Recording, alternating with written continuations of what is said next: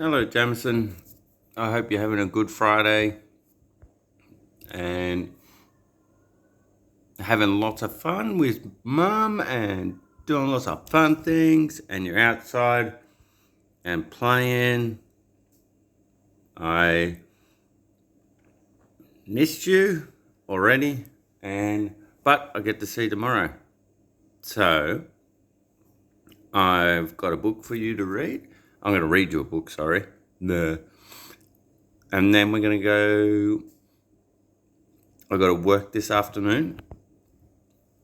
Now we're going to go to Granddad's birthday party tomorrow. So, fingers crossed, maybe Halia will be there so he can play.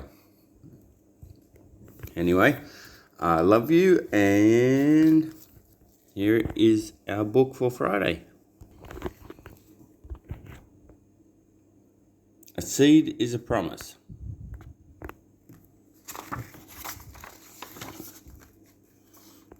To Mary Birch with love. You know a lot about seeds.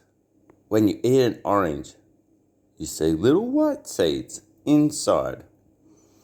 You've seen the other seeds of other fruits too. Apples, pears, melons, grapes. Have you eaten peas or lima beans for dinner? Peas and lima beans are seeds. They are the seeds of vegetables. Have you ever bought flower seed packets in the store or fed grass seeds to a pet bird?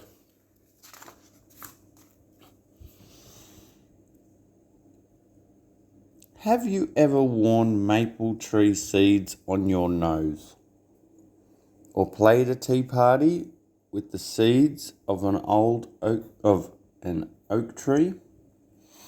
Do you know where all these seeds come from? All these seeds come from plants. And in every seed, there is a promise. A promise that a new plant will grow. If you know what kind of a plant a seed comes from, you know what it will grow into. A bean seed will grow into a bean plant, but an orange seed will never grow into a lemon tree.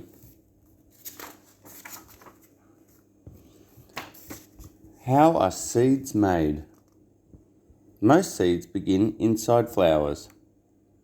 Look at the center part of a flower. This is called the pistil. At the bottom of the pistil, there are tiny egg cells. Now look around at the parts of the pistil. These are the stamens. They make a yellow powder called pollen. A grain of pollen must reach an egg cell to make a seed. Now who does that? These guys. Bees. Some flowers use their own pollen to make seeds, but most flowers use the pollen off other flowers. Bees and other insects carry pollen from flower to flower. Wind blows pollen through the air. A grain of pollen lands on the pistil of a flower. The pollen grains grow a long tube down into the pistil and joins an egg cell. A seed begins. Soon the flower starts to die. Its petals dry and fall. The flower dies, but inside the pistil, new seeds are growing.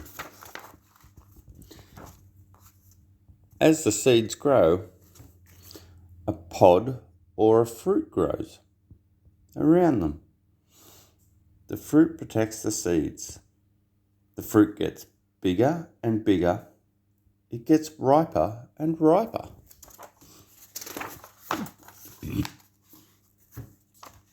The fruit breaks open. The seeds are ready to start new plants. Some seeds fall to the ground right next to the plant that made them. Other seeds travel. The seeds of violets and pansies shoot into the air. Milkweed and dandelion seeds ride silken strands into the wind.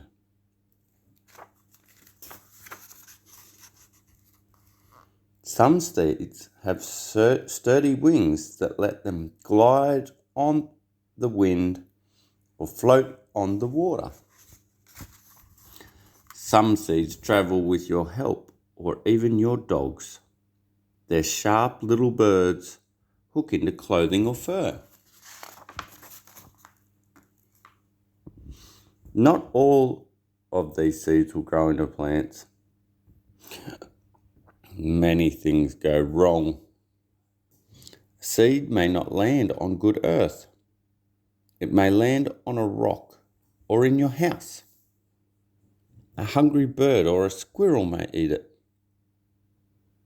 But almost every seed starts out with the chance to grow. You can find out why. Soak a lima bean in water overnight. In the morning, let your mother or father help you cut the seed in half. Inside, you will see a tiny baby plant. There is a tiny baby plant curled up tight in every seed. This tiny plant can grow into a big plant.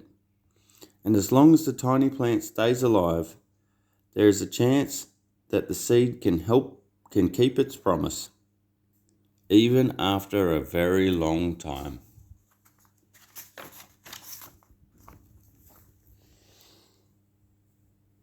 Here is a true story about some seeds that grew after a very, very long time.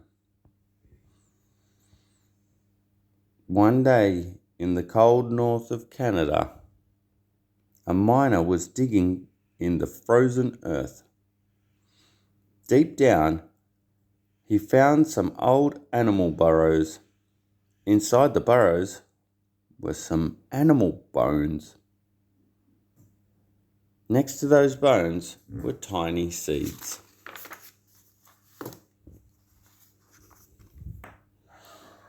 The miner took the bones and seeds. He showed them to some scientists. The scientists found out the bones were the bones of little animals called lemmings. The bones were very, very old. Thousands and thousands of years ago, in prehistoric times, the lemmings must have stored the seeds for food.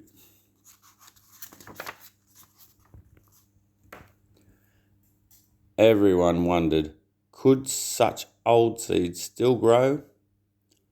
Had the earth acted like a freezer in your refrigerator? Had it kept the seeds from spoiling? The scientists put the seeds on special wet paper and waited. 2 days later, this is what they saw. Some of the seeds had kept their promise. They had sprouted after thousands and thousands of years.